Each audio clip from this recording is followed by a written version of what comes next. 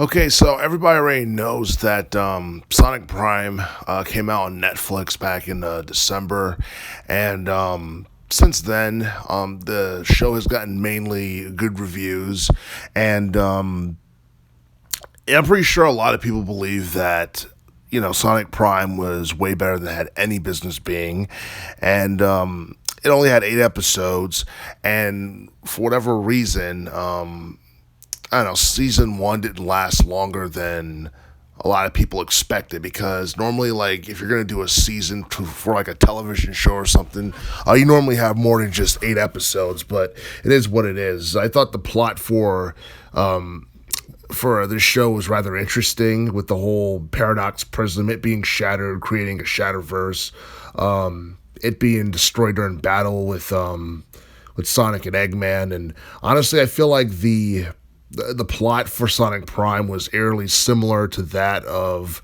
the Spider-Man Shattered Dimensions game that came out back in, I think it was like the late 2000s, like in '08 or something for the PlayStation 3.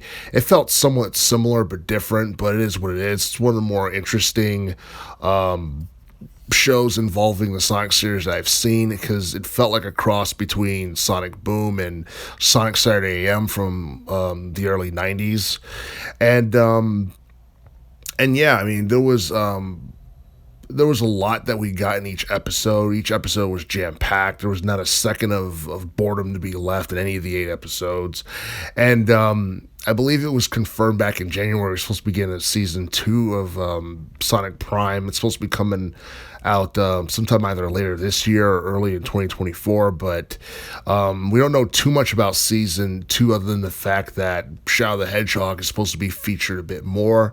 And as you know, the final episode of season one of Sonic Prime ended on a cliffhanger with Shadow being angry at Sonic for pretty much creating the Shatterverse, and according to him, he destroyed their home world or what have you, and now he's angry at him. And honestly, I feel like the way the season was created and the way each episode was done was perfect.